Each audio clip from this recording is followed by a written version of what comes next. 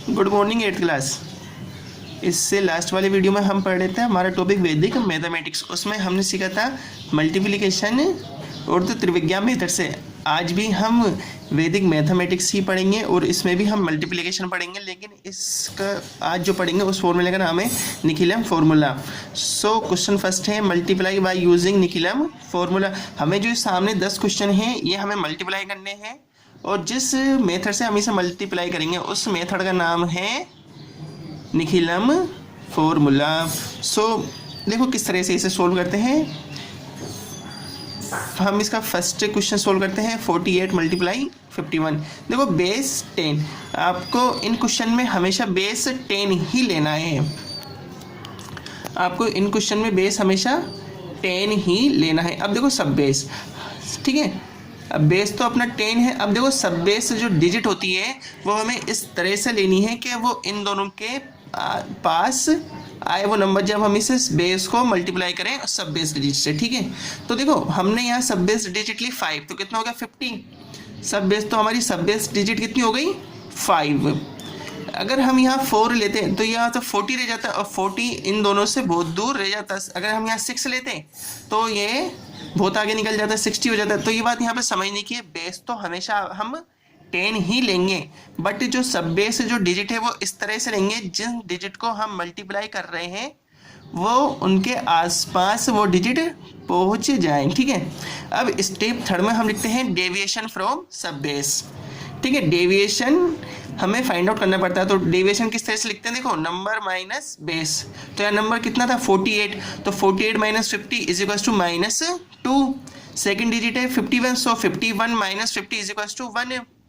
अब इसे मल्टीप्लाई कैसे करते हैं, इस तरह से लिखते हैं नंबर डेविएशन, फिर एक कॉलम में लिखते हैं 48 51। जिन नंबर को अपन मल्टीप्लाई कर रहे हैं इनको इस तरह से यहाँ लिखते हैं और उसके बाद डेविएशन वाला कॉलम बनाते हैं। डेविएशन में हम लिखेंगे -2 एंड +1। अब देखो इनका हमें क्रॉस एडिशन लिखना है, इनका हमें क्रॉस एडिशन लिखना है। तो देखो हमने यहाँ लिख लिया 48 + 1 कितना हो गया 49। अगर हम 51 - 2 लिखते जब भी वो 49 होता।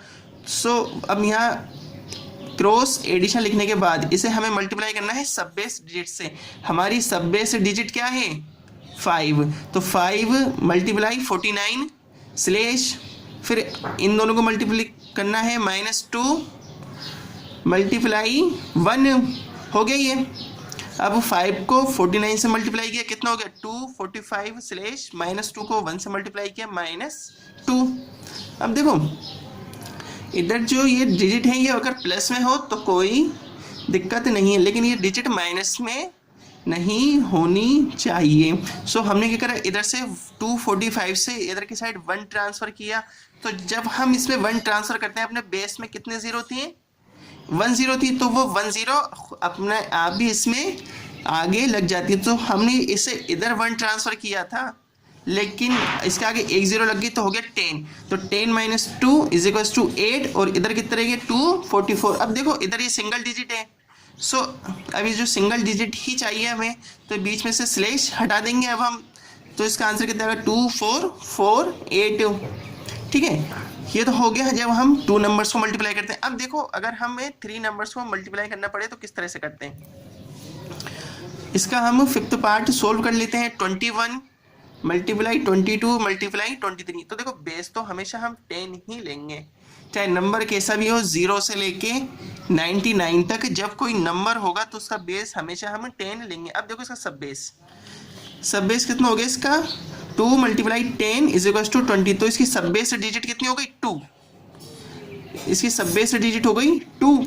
तो वो फिर यहाँ से हम लिखते हैं नंबर जिनको मल्टीप्लाई करते हैं उसका एक कॉलम बनाते हैं, फिर एक डेविएशन का कॉलम बनाते हैं। तो हमने यहाँ नंबर का कॉलम बनाया 21 मल्टीप्लाई 22 मल्टीप्लाई 23, इधर डेविएशन +1 +2 +3।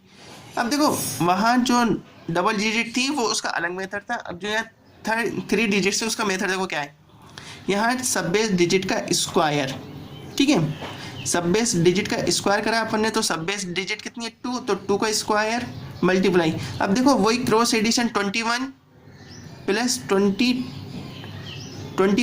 2 इज इक्वल टू 23 23 + 3 26, तो यहाँ लिखा हमने 26 वही क्रॉस एडिशन करने के बाद, फिर स्लेश, फिर यहाँ लिखते हैं हम सब बेस डिजिट, फिर इसके बाद 1 मल्टीप्लाई 2, तो 2 then plus 2 multiply 3 6 then plus 3 multiply 1 3 slash, अब यहाँ क्या लिखेंगे हम 1 मल्टीप्लाई 2 मल्टीप्लाई 3, ठीक है। फिर इसके बाद 2 square 4, 26 as it is, 2 plus 6 plus 3 is equal to 11, so 2 multiply 11 slash 2 3 जा 6 6 1 जा 6, so 6 as it is, 26 multiply 4, so 104 slash 11 multiply 2 22 slash 6।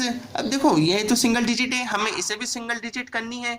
ये हमेशा जो हमें जो मिडिल्स में जो डिजिट आती है ना, ये वाली डिजिट, तो हमेशा हमें इसे सिंगल डिजिट में चाहिए, डबल डिजिट हो ट्रिपल डिजिट हो तो हम उसे सिंगल डिजिट में हमेशा इसे चेंज करते हैं, ठीक है। तो देखो सिंगल डिजिट में इसे कैसे चेंज करेंगे, जो ये स्टार्टिंग वाली जो डिजिट होती है उसे हम इससे पहले वाली डिजिट में ऐड कर देते हैं। सो 2 को ऐड करेंगे हम 4 में, कितना हो जाएगा 6, तो यहाँ हो गया 106, यहाँ रह गया 2, यहाँ आ गया 6। अब देखो सब ये सिंगल डिजिट हो गई इस तरह से। सो अब हम क्या करेंगे, स्लेश हटा देंगे, सो इसका आंसर कितना आ जाएगा 10626। ये जो सेम मेथड से जितने भी क्वेश्चन हैं ये सब इसी तरह से होने वाले हैं। सो आप लोग इनकी प्रैक्टिस कीजिए और अपनी मैथ की कॉपी में इन सबको कीजिए। Thank you 8th class.